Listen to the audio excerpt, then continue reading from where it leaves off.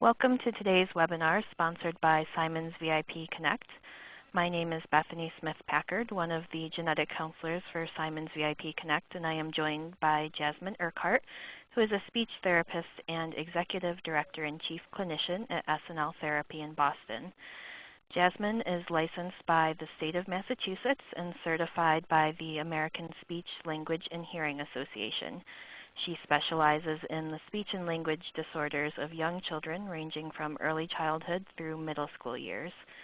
She received her master's degree in speech language pathology and a bachelor's degree in communication disorders, both from Boston University. Jasmine's clinical experience with children is diverse and includes work in several settings, including hospitals, public and private schools, and private practice. She has studied with some of the leading experts in speech, language, hearing sciences, and neurology. In this webinar, Jasmine will be discussing pediatric speech language services, and she'll talk about the basics of speech language pathology services, including a review of expected speech and language milestones and red flags up to the age of 5. She'll discuss and define speech and language disorders through elementary school and what therapy looks like from an initial evaluation to intervention. After you have viewed the webinar, please send any questions for Jasmine to me. My email address will be shown on the last slide of this presentation. I will compile your questions for Jasmine to answer during our live question and answer session that will be held on Sunday, March 18th at 2 p.m. Eastern Standard Time. The question and answer webinar will also be recorded and posted for you to view in the future. Welcome, Jasmine. I'll let you go ahead and get started with your presentation.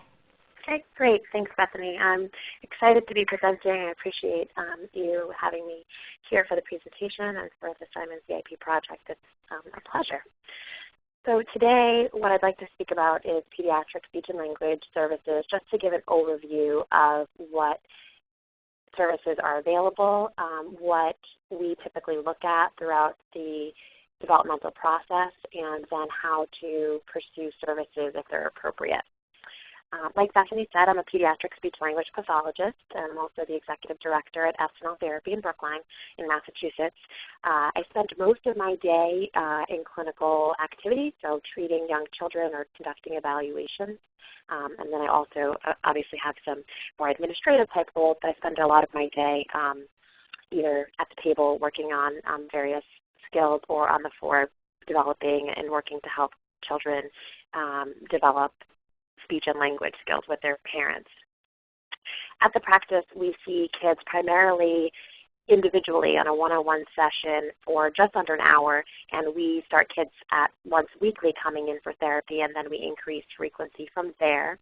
We also run social skills groups, so I see children in groups if that's appropriate for social skill development, and we see anywhere between 2 children in a dyad up through 4 or 5 children depending on the situation.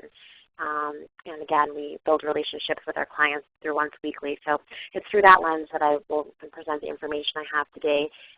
Again, first we'll start with an overview, but then I'll move into some of the specifics and give you some perspective in terms of the types of things you should be looking for in services or things to check in on with your speech-language pathologist if you're already enrolled in services.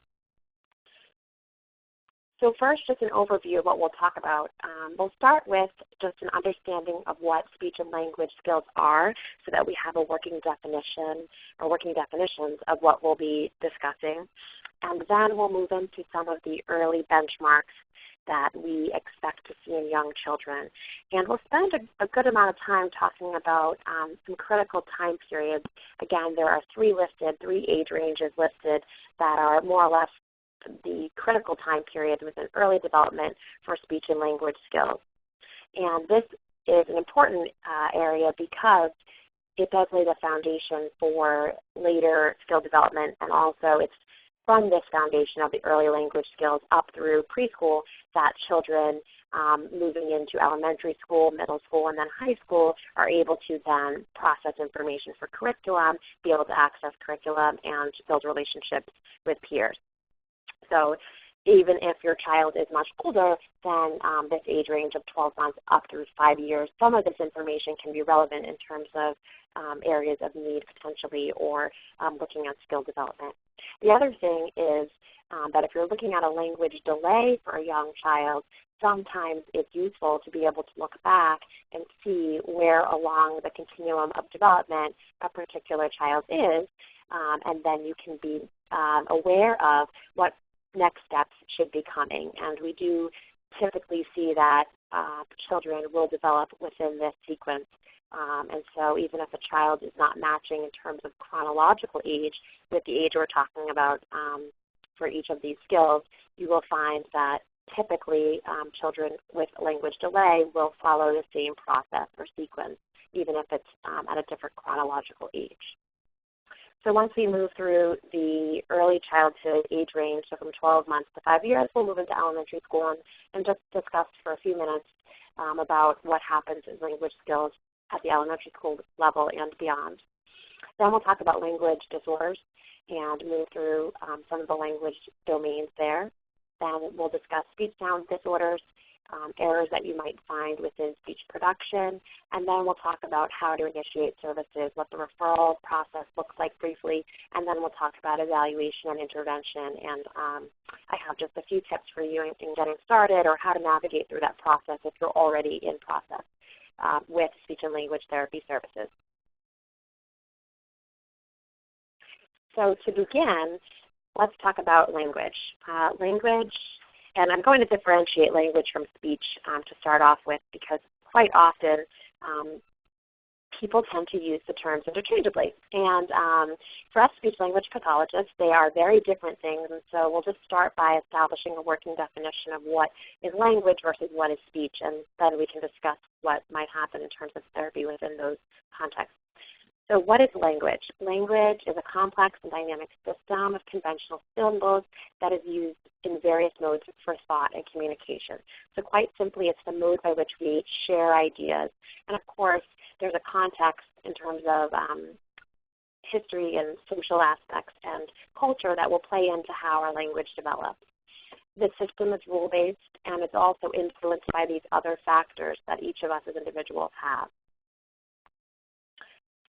Theoretically, language is divided into a framework that, this is a Bloom and Leahy model from 1978, and we still use it today in terms of how we look at language. It's divided into three main domains: form, content, and use. And each of these areas are found within comprehension of language and also production of language.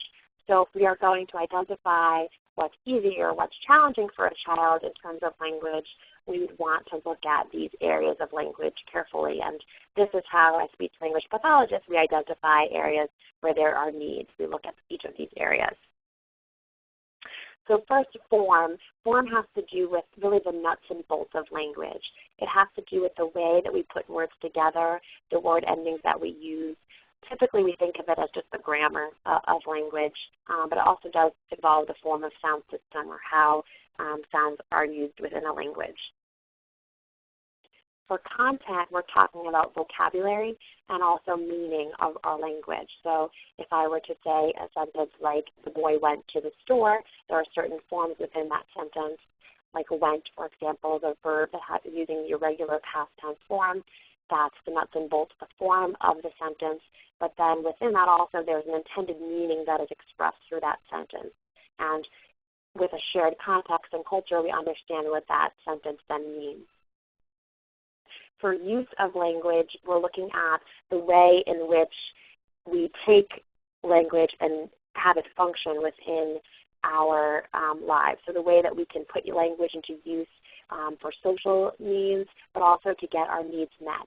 So how we're able to, for example, request information or request items, or show that we're interested in something. Some of these things are verbal, such as greeting someone, and some of these things are nonverbal, for example, establishing eye contact or proximity and body orientation. So language really has to do with how we're understanding and expressing ideas. And in contrast to that, speech is looking at the way in which we're producing sound. So it's the output mechanism for our ideas. Speech production has everything to do with how we're producing our sounds and our words, and it really falls into three main areas: articulation, voice, and fluency. And within these areas, there are different types of issues that can come up. For today, we'll be mostly focusing on articulation because that's the one that's most applicable. But you also can find that children have difficulty with having rhythmic speech, or that the actual vocal folds can have either some kind of polyp or nodule or some kind of insult that could create an issue with the actual mechanism of the larynx, and that would affect the output of the speech as well. But for today, we'll focus primarily on articulation, and that's how the speech sounds are made. So we're focusing in on how the lips, the teeth, the tongue, the palate all work together to articulate or come together to make sounds. So again, speech and language are really two different skills, language being the expression or the understanding of ideas, and speech production being how we output those ideas in sounds. So now that we have an idea of speech and language, let's focus in on language. Language really encompasses a lot of what we'll be talking about today because there's so many different areas of language that can be impacted with language delay. And a language disorder really has to do with a breakdown in any of the areas that we talked about earlier in the Bloom and Leahy model. So if a child is having difficulty with how they're able to access and use specific grammar forms, that could be a language disorder. The content or their ability to use vocabulary or express their intended meaning, or the way in which they navigate through a situation, so their communicative competence in social situations or to get their basic needs met. Children with language disorders show a distinct difference between what their peers are doing within a typical language acquisition and what they're doing. So there's a measurable difference between their skills and what most children their age are doing.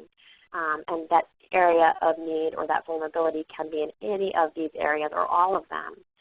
And so again, as I mentioned earlier, form, content, and use or function of language is more of a theoretical model. When you delve into the world of speech pathology, you often find that professionals are speaking in terms of receptive language, expressive language, or pragmatic language. And that's the language that we'll be using as well when we're talking about these disorders and breaking them down. So first, we'll look at receptive language disorders. Receptive language disorders have to do with language input. So it's difficulty with the ability to attempt to or comprehend, process, or retain the incoming information. So this difficulty, again, if you think back to that Bloom and Leahy model having to do with the different aspects of language, it can impact a number of different areas. For example, a child with a receptive language disorder might have difficulty with understanding single word vocabulary, understanding what your intended message is. Another skill that a child might have difficulty with is answering yes/no questions, or following directions is another one. In the preschool age range, we often hear that children are having difficulty with answering questions in small group activities. So for example, a child who might be in a classroom and a teacher may read to a small group of children and then ask, well, where did Curious George go? Who did Curious George go with, for example? And being able to then converse at the level of a conversation, answering questions about what they did yesterday or where they went after school. So difficulties in any of these areas, anything having to do with language input, generally falls under the category of receptive language. Expressive language disorders have to do with language output. So it's the way that we express our message.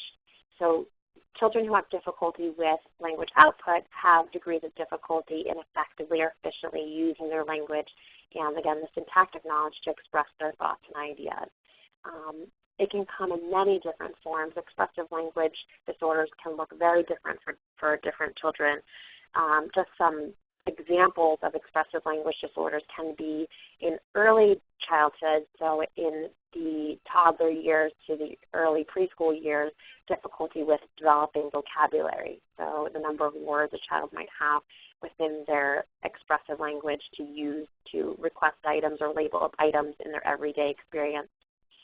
It can also play out in difficulty with using correct grammar rules or word endings. Morphological abilities have to do with word endings. So difficulties with, for example, using the correct ending, like using ing instead of saying running, and being able to build more sophistication in their language output as they develop by adding these different morphemes or word endings or word prefixes and suffixes to make their message more refined.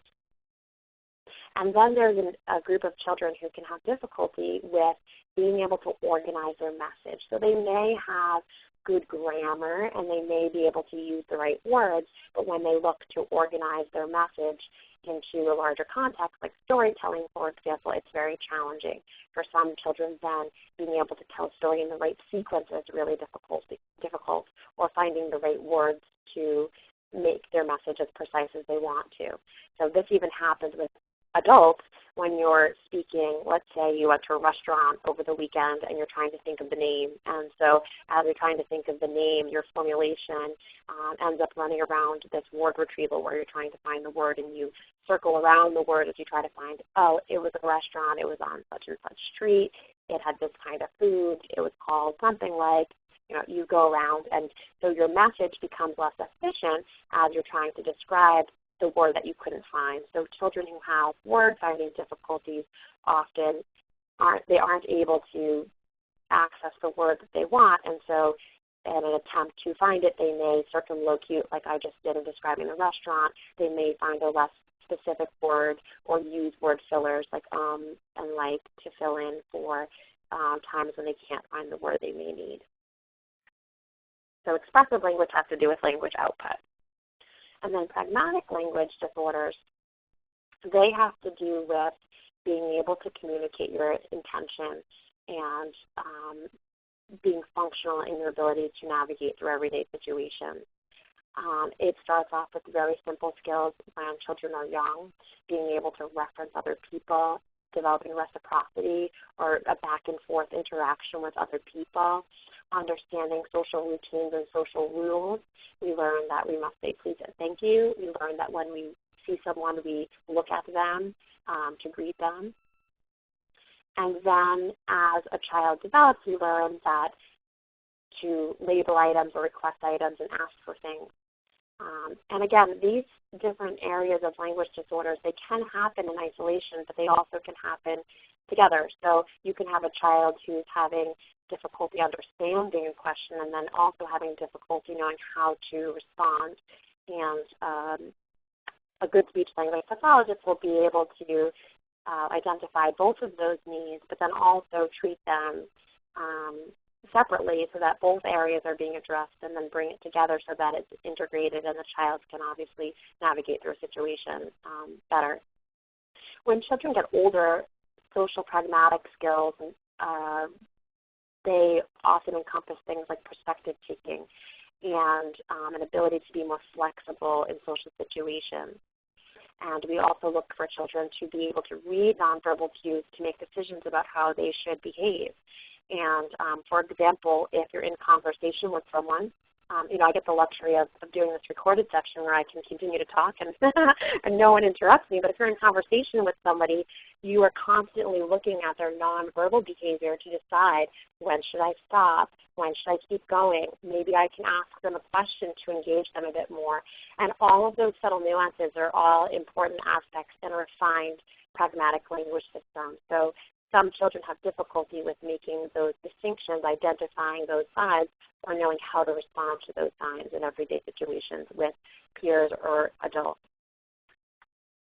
So now that we have an idea of the different areas of language disorders, I do want to jump into speaking a little bit about the range of development. Again, the reason why this is useful is because if we can just take a tour of some of the milestones, we can look at where a child is, where your child is, and where we'd like to see them go. When I have children come in to see me, regardless of their age, I'm looking to get a sense of or observe a constellation of skills to be able to establish where they are developmentally. And then that helps me to be able to make a plan for where we should move next.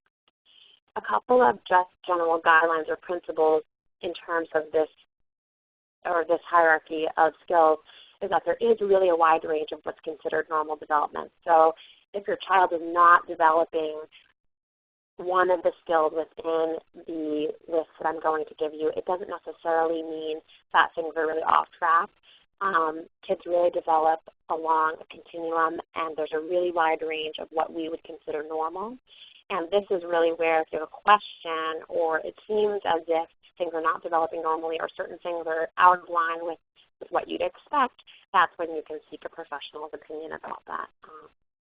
So that was just a note I wanted to make. The other thing is we often will see, and it's very common, that comprehension will precede production. So if your child is not yet comprehending something, it's unlikely that they'll be producing it. And there are some exceptions to that. We do see some children, for example, who have diagnosis on the autism spectrum who will produce things that they may not understand. But generally, we find that comprehension will precede production. So the milestones are a sequence. They should give you a sense of pacing, and it is a point of comparison with other children. I selected a few hallmark age points to look at development. They're places where we see big changes in a child's speech and language development. So they're good places and times to stop and look and reflect on your child's ability and how that compares to what we'd expect to see. And again, these milestones are applicable to a wide range of ages because depending on what skills you're seeing or observing in your child, you may need to adjust where you're looking. So the ages are what we see in typical development. If you're working with language delay, then you would be looking at skills relative to one another. And this framework of sequence of development will give you a sense of where to move next. So on the slides, I put a lot of information. I will likely breeze through most of it just in the interest of time, but it's something that you can certainly take advantage of and use in terms of having this information. So as you move through these different stages, you can reference it. The first critical benchmark, and again, there are many, many things that we see in development before 12 months of age, but the first big benchmark we look at as speech pathologists for many, many kids comes at between 12 and 18 months of age.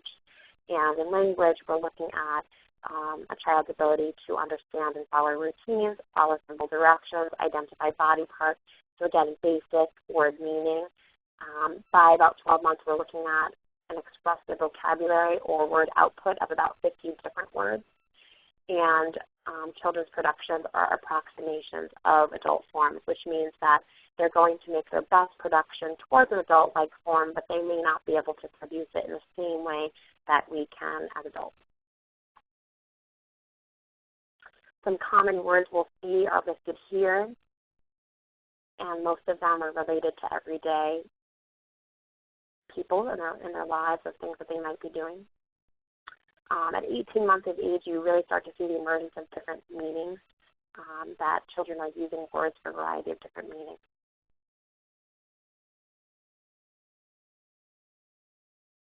Socially, children start to use their language to get what they need within their environment. So you see requesting and rejecting, comments emerging. And play skills, you're starting to see mostly repetitive play with toys and exploration of new toys. But most of the play is really self-directed at this point. Some red flags to look at the 18-month age range is that a child who's not responding to sound, or a child that's not able to follow simple directions. Again, this one's really funny. When I talk with parents during our intakes when they come to the practice, we often do have to spend a little bit of time discussing the second bullet because there's a distinct difference between a child who isn't able to follow a direction and a child who doesn't want to follow a direction.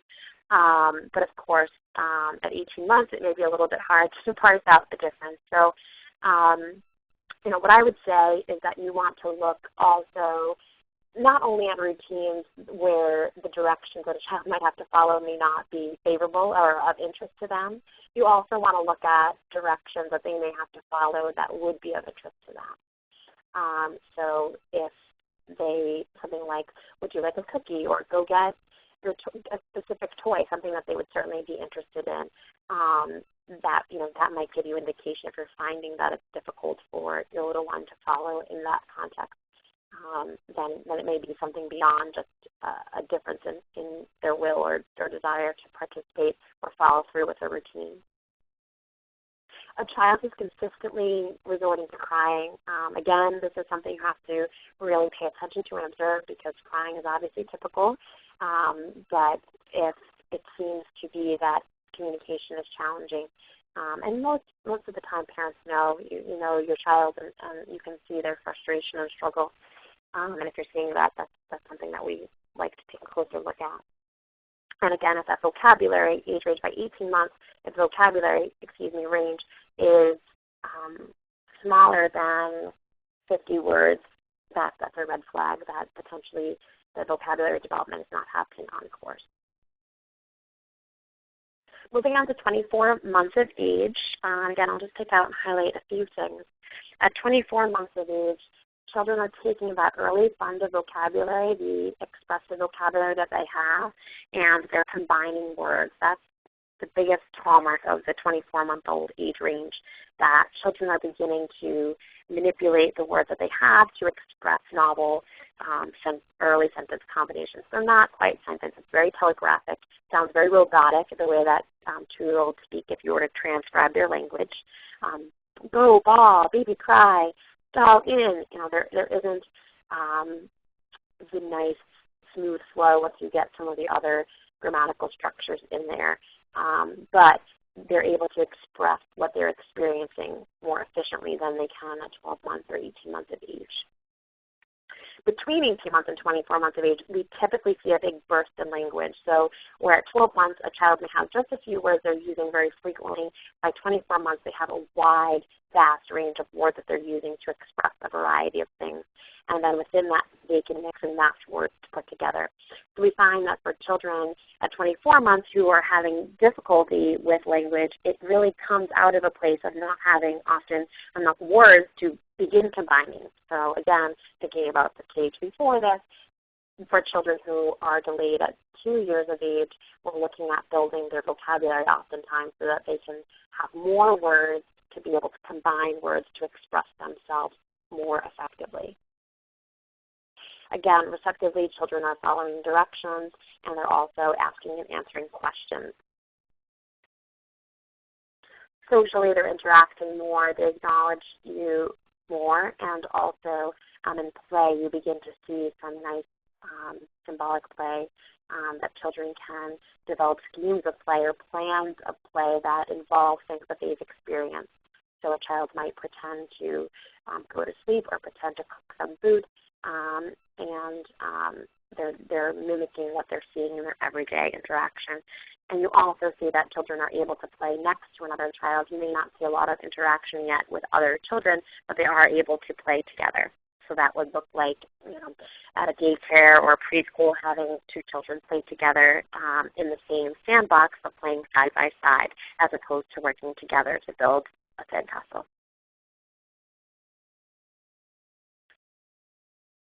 At 24 months, there's a few other red flags to watch out for, and that would be a child who's not able to follow simple directions. Again, directions that are part of your everyday, like go get your coat on, it's time to leave, get your boots, we're going outside. And again, same thing as with at 12 months, you have to think about and look and observe really carefully whether it's a matter of not being interested in taking your boots off or putting your boots on, or if it's truly a difficulty with comprehending. But in the families that I see and work with, it's often really clear to them that it's not a matter of them not wanting to, because children often look as if they're lost for what to do.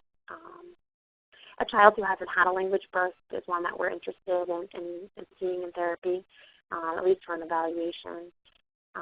And a child who's not looking to seek out social interactions, who seems content with playing alone, all of the time is another red flag. Repetitive play and limited experimentation with play is also something to watch out for. And of course, limited or no eye contact.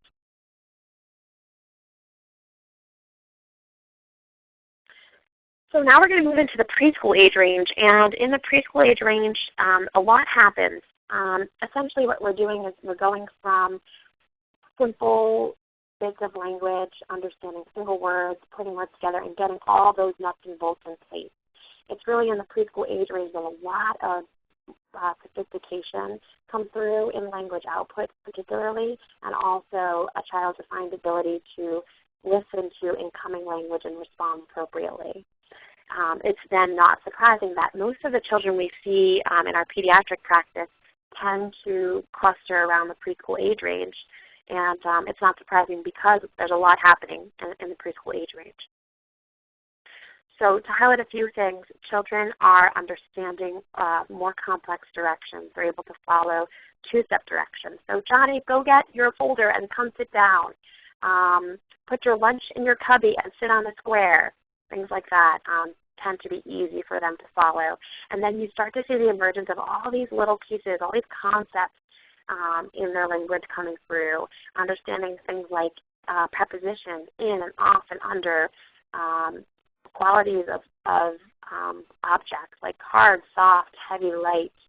The expressive vocabulary continues to expand to several hundred words, and you start to see the emergence of real grammar happening at the sentence level. So there's a bunch of forms listed here, but essentially you start to see sentences form. You see children using more mature forms to express themselves beyond that telegraphic form we talked about at the 2-year level. Socially, you start to see some really nice interaction with other children. Children are engaging cooperatively with one another. Again, I wrote with supervision because sometimes sharing can still be challenging, but you're seeing children seek out other children to play, and they're able to engage in turn-taking games. In play, you're seeing them, children act out less frequently occurring sequences. So for example, a visit to a doctor's office that may not happen all the time, but might be remarkable in their memory because it was an exciting trip. They got a lollipop at the end, so they might play that out and revisit that sequence in an imaginative way.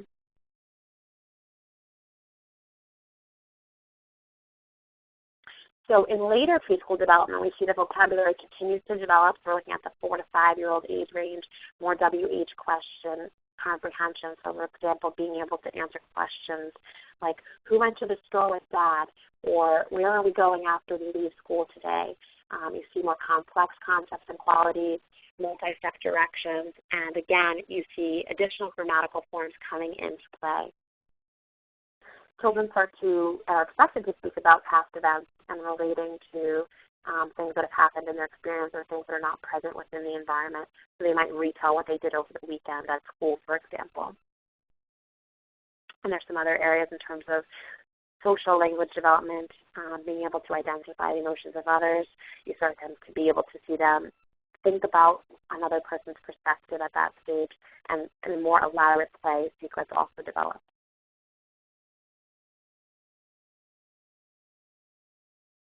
And finally, as we move into the kindergarten age range, you see children using the comprehension of questions to be able to listen to and comprehend stories that are more complex. They may have less pictures in them, so there's less information for them to get visually, but they really need to be listening to the incoming language. Children also are able to understand more complex questions, more refined questions about time, and also getting into verbal reasoning, so being able to explain why something happened. You have additional concepts coming into place. You have additional grammatical forms coming into place. Again, everything's becoming more refined and sophisticated. And also you start to see the emergence of more complex sentence constructions where we're using different clauses. Children at this age range also start to problem solve a lot. They ask questions like, I wonder what would happen if, and then we also see the development of narrative skills, so being able to retell within a sequence about a past event or a story. Continuing on with the kindergarten age range, you really see a child being able to engage in conversations on a particular topic with a peer, being able to have multiple platforms. You see true friendships developing where children really work to maintain relationships with others. And they do understand that there's certain rules within certain settings, and they know how and when to apply those rules. So again, when we're talking about the social pragmatic aspect in the beginning, that you can know how to say certain things, but you have to know when not to say certain things as well. And then you also see that play continues to develop and negotiation and problem solving come into play more. And yes, children at this age range are competitive and like to play competitive types of games. Red flags for this whole preschool to early kindergarten age range. Again, if a child's stuck in a stage that doesn't seem to be developing, that's a red flag. Difficulty with attending to or following teacher directions, mishearing, misunderstanding information, expressively, difficulty with expressing ideas, so whether it's sentence constructions or difficulty with generating novel ideas. Children who get stuck on particular phrases or use language that's unusual or may just be a repetition of something they heard someplace else, like is the case with echolalia. Any child who's showing evidence of frustration with communication, really at any stage, is a child where we would consider and would encourage parents to consider coming in for an evaluation. Finally, limited eye contact, difficulty with participating in activities with peers, trouble with making friends or maintaining relationships with others, again, because it requires an awareness or observation of these subtle nuances within interactions at this stage. And then finally, limited play or engaging in manipulative play, something that we allowed early on, so a child who at 2 years old is manipulating play and engaging in repetitive play motions. It's something we're not concerned about, but then of course by age 5, that's something that we expect to be less common and not characteristic of their typical play. So we spent a lot of time talking about the preschool age range, and what happens after the preschool age range is and even into kindergarten, we look to have these skills built upon. So we look for a real solid foundation so that a child can be equipped to head into elementary school and access curriculum and develop deeper relationships with other children. So it's really these foundational skills that need to be established in order for them to be successful in a classroom or in social interactions at this stage. So while the child is still learning different aspects of language, a lot of the learning is now shifting to curriculum and being able to pick up new vocabulary from a lesson that they might learn on a foreign country or on a different government. As you move further into elementary school, there's higher level language skills that are required, being able to inference and problem solve related to mathematics. And also reading and writing come into play where you need to have an understanding of the basic vocabulary and words and grammatical structures in order to derive meaning from a piece you may have to read for a language arts course, for example. In terms of social interaction, understanding nominal language becomes increasingly more important into the elementary school years. Understanding jokes, perspective taking of others to inform your decisions, and we see that children who have language vulnerabilities that really are skills that are expected to be mastered early on in the preschool range can have real difficulty engaging with curriculum at this level. And again, at this stage, we'll talk about speech production, but speech production issues are less common once you move into elementary school. So by elementary school, we expect that most of the speech and language developmental process is well in place. And so a child who's having difficulty with, which is many of the kids I see, will need to continue to build those skills so that they have a solid foundation to access curriculum at school and, again, develop relationships. So up until now, we've been talking primarily about language, so a child's ability to either understand ideas or express ideas. And now I want to shift for a little bit just into speech production. And speech production, again, has to do with a child's ability to produce, again, we're speaking mostly today about articulation, but produce sound. And today when we're talking about articulation, we're talking about how a child can produce particular sounds. And so here you'll see a general guideline for speech sound production. And you'll notice that very early on at 2, many of the sounds are in place. But there are a number of sounds that are not expected to be mastered until 6 years of age. So it is a process of acquiring new sounds, refining motor planning to get accurate articulation for these sounds, and that it takes some time. In terms of intelligibility, this is a question that comes up a lot. So this is helpful information to have. At 2 years of age, it is typical and what we expect to see a child about 50% intelligible. So you're understanding about half of what they're saying. At 2, you have a lot of context, and typically adults are present with a child for most of their experience or most of their day. So oftentimes adults can fill in for things that are missing. At 3 years of age, we expect about 75% intelligibility. And that one usually surprises people. They expect that at 3 a child would be understood more, but it really isn't the case. There's many speech sound errors that are still expected, and it's not until age 5 where we really see most of the sounds in place. A child is fully intelligible.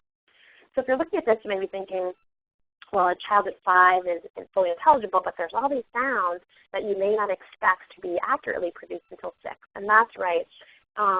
Children can be understood even with some minor speech sound errors. So for example, you may see a child still having difficulty having their tongue behind their teeth at S with S and Z, or fully producing an R, but yet you're able to understand what they're trying to say. In Boston, a speech pathologist from other areas often joke and kid with us about our R production. But truly, we do work on R very frequently. But for example, if we're working with a child on saying bird with a strong R instead of bud with a deroticized R, a child who's saying bird can still be understood if they said, oh, I saw a bird outside. Another person, even an unfamiliar person, can still understand what they're saying, so they're intelligible, but there are errors in their speech production. So that's just an example of how speech sounds can still be developing up through age 6, even while they're fully intelligible. With speech sound development, there are many different reasons why or many different types of speech sound errors that can occur. It's not just a matter of whether or not a child is saying a sound. So it's not just whether a sound is within their repertoire. It also has to do with the kinds of errors we're seeing. And this is important because depending on the type of errors that you're seeing, you'll be looking for different kinds of intervention. So sound errors that just occur in terms of an individual sound might have to do with production of S. So for example, a child who produces S with their tongue between their teeth, which is a frontal lisp, that might be one particular sound error. And in those situations, we'd work on just remediating that one sound. Where if a child is employing a phonological process or a simplification process to their speech, they may need a systematic change in a particular sound. There are many different phonological processes that we see within typical development, and these sound processes impact a whole sound class. So for example, velar fronting is when a child takes a sound that's produced typically in the back of their mouth, a g sound, and produces it in the front. So a child may say tootsie for cookie, or they've replaced the K sound, which is a C and a K in cookie, with a T sound. So they're producing it in the front. But what we'll observe is that a child will do that for every sound, every K sound they encounter, and every G sound they encounter, because the G is also produced in the back of the mouth. So dog can become dod with a D at the end. And again, this type of sound change is very typical for children up to a certain point, and each of the patterns has a different age at which we expect the pattern to be extinguished. And for many children, these patterns are extinguished through natural development. They don't need any therapy. It's just a matter of allowing their mouth and their musculature to develop. And once it's developed, they're able to refine their speech production as they try to meet those adult forms. So they look and say cookie, and they experiment with it over time. They begin to make the modifications on their own, following adult models. We do see, though, that some children continue to show developmental phonological processes or these simplification processes after a time when it is expected.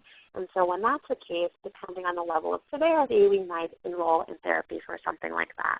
So a child at age 5, for example, who's still saying tootsie for cookie would be something we'd want to remediate with more attention as opposed to letting it run its course developmentally. And again, usually with therapy, children are able to resolve those errors. There are also a class of abnormal or atypical phonological processes. So these are the same simplification processes I was talking about just a moment ago, but these processes, while they follow a particular pattern, typically are not found within development. So there's usually some other reason why they're producing these patterns. It's not always the case that you can pinpoint what it is, but in some cases, it can be related to a structural anomaly, or it also can be related to difficulty in motor planning or being able to execute a sequence within the mouth. An example of that would be backing. So when a child moves sounds farther back in their mouth, that's a pattern that we don't typically expect to see. So as we were talking about just a moment ago, frunking, moving a sound forward, is something more common, but backing is something we don't see. And that pattern is really common with children who've had repaired cleft lip and palate, because again, if a certain aspect of their palate's not available, they make a compensatory change to their speech production, and they may produce it in a different place. And in this instance, it would be moving it farther back in their mouth so that their tongue didn't have to encounter their palate as much. Another example would be omission of first sounds. If you remember way back when we were talking about single word production, we were talking about that a child may approximate adult form and leave off an end sound. So for example, for hat, a child might say ha, so H-A for H-A-T, and that's common. By contrast, an omission of an initial sound is not common. So that's not something we typically see in development. So for house, if a child's saying house, that's not a common pattern that we see. So again, these simplification processes can happen across the sound class, but they are not usually the result of a typical development. And this is an important distinction to make for a couple of reasons. One, typical from atypical phonological processes is important to distinguish because a child who has developed a typical or has a typical phonological process that is being exhibited, often development can help. So just waiting can help them. And so if we're just waiting, then there's a good chance, or there's a chance that the sound will just come in on its own across that sound class. Now, when abnormal phonological processes are present, those are typically not subject to that same kind of change based on development. So what we tend to find is that a child who may be able to make a change in therapy, who's not enrolled in therapy, continues to ingrain an incorrect speech production or phonological process over time. So children who exhibit these atypical patterns, we like to get enrolled in therapy once they're ready for it, because it allows them to be able to make those changes to their speech production. And so the wait and see how things develop typically doesn't apply to this group of phonological processes. One other note about speech sound disorders and their distinctions is that if a child is exhibiting the type of error that we see in number 1, an individual sound error, it makes a lot of sense for the intervention to focus on production of that particular sound exclusively. But if a child is having difficulty with the phonological process, it's a pattern. So in other words, a child might be producing many sounds in the same type of way. So if we're looking to change their speech production and improve it, it would be most effective to work on the entire pattern versus just one particular sound.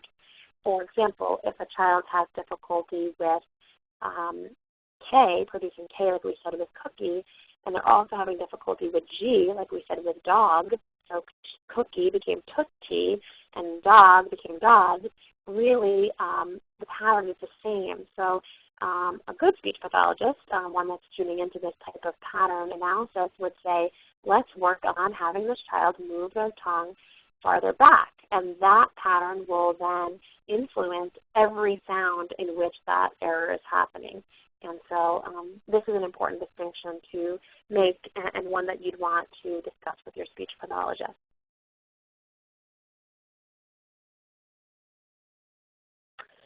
So interventions. Now we've talked a lot about speech and language and what kinds of disorders we might see and how they might play out. And again, it's just a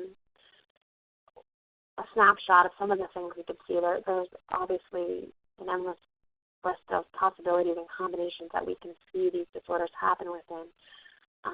But once you've established that there's something that doesn't seem quite right for your child, then we look at intervention. And I know from what I understand, many of you are already enrolled in intervention programs, but it's often surprising to me how many families are just not aware of all the options they have for resource in terms of different ways to get intervention. So in terms of intervention, it tends to really be grouped by age range in terms of what's available. For the birth to 2-year age range, we're looking at early intervention services being most readily available, and oftentimes they're provided through the state. They are here in Massachusetts, and they're through a federally mandated program. And so these services are interdisciplinary, so you often have a speech pathologist, you can have an occupational therapist, a physical therapist, an educational specialist, who will all work within your home individually through appointment to help your child develop the speech and language skills they may need for the speech pathologist and sometimes the educational specialist, and then also for any motor skills or fine motor skills or sensory needs that your child may have. And these services are sometimes free for families depending on the criteria. They often do require that there's a certain level of delay in skill development, but they are available, and oftentimes parents find that it's convenient to have a specialist or a provider come to the home and provide the services. I think one of the great benefits of early intervention is that the child gets the services within their natural environment, which allows, again, for more opportunities for them to encounter the same toys and have those experiences, again, without the professionals there within the home. And so parents can easily follow up and carry over the skills. Beginning at age 3, the services shift to the public school system, and services are available within that context. Here in Massachusetts, we have many children who receive services, and also within our area, who are part of the private school system, and they don't attend the public schools, but they do still receive and are still eligible for public school services within the town, or the city. They're able to schedule and attend services outside of their school at the frequency that it's found appropriate, and they can take advantage of more intense services outside of their school system, even if their school doesn't offer it.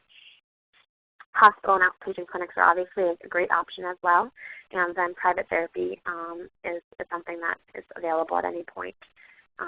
Depending on your insurance plan and policy, sometimes those services can be covered through insurance. I know here in Massachusetts, many of our clients that we see for private therapy are able to take advantage of their health care benefits and get services the frequency that they need each week through their health insurance and pay a copay. So those are options as well.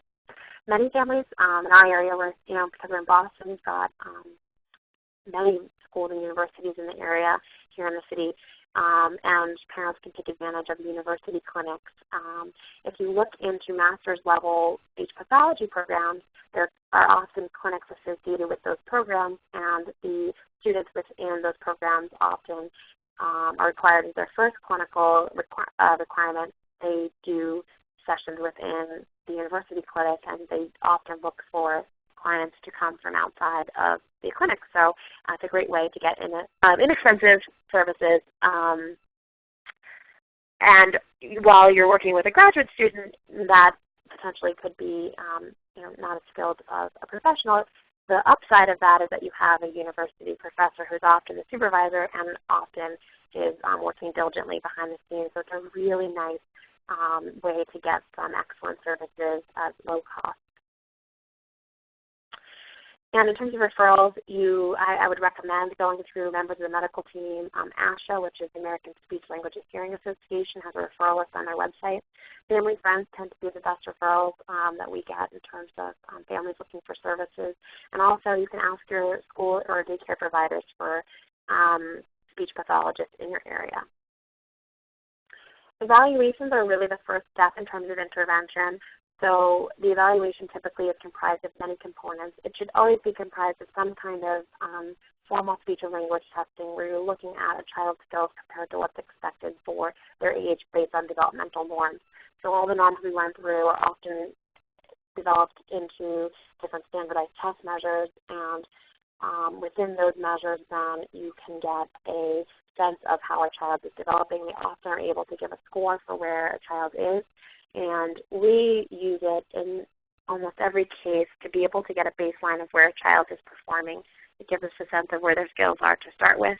It helps us to be able to establish a baseline of where to begin, and it also helps us to be accountable to track their progress. So that's, if I could stress one thing in terms of evaluation, it's making sure you get that done. Because without that, it's really hard to be able to show and measure progress. So it's great for documenting your child's gains, but it's also important for establishing a speech pathologist's accountability to their work so that over time you can see the changes in their speech production or their language use or understanding. There are cases where formal language testing won't be appropriate, and in those cases informal testing is still used. We will look at those developmental benchmarks that I went through, and we'll use those to gauge how a child's developing and then set specific skill acquisition goals so that we can look to build skills.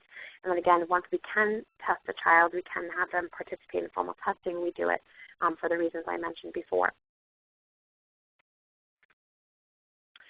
In addition, we're looking at informal skills, so how a child is able to engage in interactions in everyday situations. So we try to create that scenario in our office. And we'll also, for older children, look at things like writing samples or narrative samples.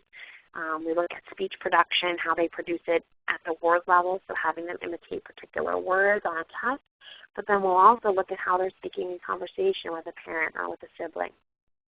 We'll look at social skills and conversation and play, again, to look at those skills we talked about earlier to see how they're developing compared to what we'd expect for their age. We do like to take a look at their oral mechanism to see that things are structurally in line and that things are functioning for non-speech tasks. So if we're looking to evaluate a child's speech production, we need to know that all the structures have the integrity needed and the symmetry and function for feeding and also just for basic swallowing. And then we can be looking at speech production. Weakness or vulnerability in the oral mechanism can also impact speech production. So once you have a sense that speech therapy is appropriate for your child and you have come in for a therapy appointment and the evaluation is completed, then the big question is, well, what is speech therapy going to look like for them? And how often do they need to come? And what will the session look like? And this can really vary. And ultimately, it is at the discretion of the treating speech pathologist to make these decisions.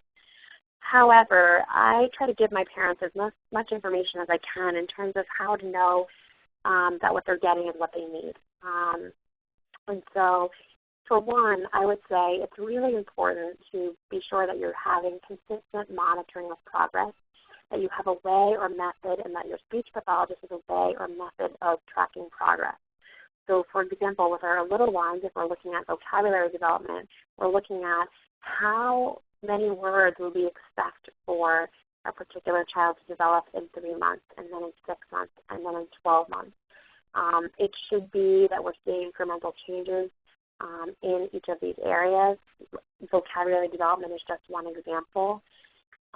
And without a monitoring system for progress, it becomes really tricky to be able to say whether progress is being made. So if you don't have those time frames where you're stopping and checking in, then how do you establish or determine that your child's making progress? We encourage our parents to ask and question beyond just a child is doing really well in therapy and they had a really great session and they were really happy. Those are all really important things, and I don't by any means downplay those things. They're important and great things. We want our children to have fun and enjoy their session. But the reason why you're bringing a child to speech therapy is for them to make progress. So it's important that there's a method, a systematic method in place for tracking progress, and that you are, as a parent, part of that process, and that you also can very easily see the progress both in measurable gains and also in everyday function, that you're seeing improvement in a child's use of their communication skills, whether it's through language or understanding of language or their speech production. And if you're not seeing that, you're able to sit down with your speech pathologist and check in and find out what some of the barriers may be to that developmental process. Frequency. Typically children start once weekly for a session, and the session length really depends on the facility that you're at. In school systems, sessions tend to be shorter, somewhere between, I've heard anywhere between 10 minutes all the way up to 45 minutes for a session. It really varies, and oftentimes is influenced by caseload and scheduling as well. I would say a session that's shorter than 30 minutes is really not going to be the most effective use of their time. Just think about 30 minutes of a work day and how much time, if you were to have to move into a new office or a new workspace, how much time it takes you to get set up and established and ready to work, that by the time you've done all that, you're just then ready to work. So for a child to be able to be effective and really attend to language models or try to attempt to get their tongue in the right place for sound, we need to have enough time for them to settle into a space and then also learn within that environment. So session length, I would say at least 30 minutes would be a good place to start, and then up from there, we typically do sessions that are just under an hour. And again, it depends on the child, but over an hour could also be challenging for a young child because it's a long time to be attending to and working hard on communication skills. And finally, in terms of format can really vary a great deal. I'm going to move ahead. I have just a little diagram to look at some of the different potential approaches. This is a continuum of how typically a speech pathologist will work with a child. It starts at on the red end being clinician directed, and that's where a clinician or a speech pathologist is structuring all the time that the child is spending within the therapy session. And on the other end of the continuum, you have more child-directed therapy where the child is leading and directing what's happening in the session, and the clinician tends to more shadow the child through their experiences in a more naturalistic type of way. A combination of these approaches is probably the most common way that you'll encounter speech therapy. And I would say that speech therapy, in my opinion, the speech and language therapy, depending on the skill you're working on, really travels this continuum to be most effective. So there are some instances where having a child sitting at a table or really focusing on an adult to be able to produce a particular form is most effective. And there are other instances where it's more effective to allow the child to play and navigate a situation more naturally. I list some examples of some of those potential contexts. So for clinician-directed, or when an adult is more directing the situation, within therapy, you'll find that that's really effective for early articulation therapy when you're working on motor planning and sequencing. When you're developing really any new skill, the child needs to be able to attend to an adult model, to be able to experiment within their mouth, and really be able to focus on it. And so it's often hard for a child to be able to establish a new sound or be able to develop new forms if it's in the context of a distracting environment where a child is playing and potentially focus on something different. So in our therapy sessions, we tend to focus on a more clinician-directed approach where the adult is leading when we're trying to establish something new. Once that skill is established, we look to integrate that skill and quickly move into a more child-directed approach through a hybrid where we're allowing the child to navigate through different toys and play with the adult, and in that, learning how to use their skill more effectively and more consistently and with more independence. And then once they've got a skill more automatic, we want to see them playing and using it without any structure, without any prompts, so that they're able to successfully integrate it into what they do every day. So if you'll give them the opportunity to do it in the way that they may on their own, then it's not as likely for us to see it happen in their everyday life. And there are times when it's more appropriate to see what the child's doing and move from there. But generally we move through that continuum from the clinician-directed to child-directed. And even in the clinician-directed approach, it's actually funny, to the child it really should look no different. It's really on the speech pathologist to make the clinician-directed aspect of the therapy just as much fun as when the child's directing.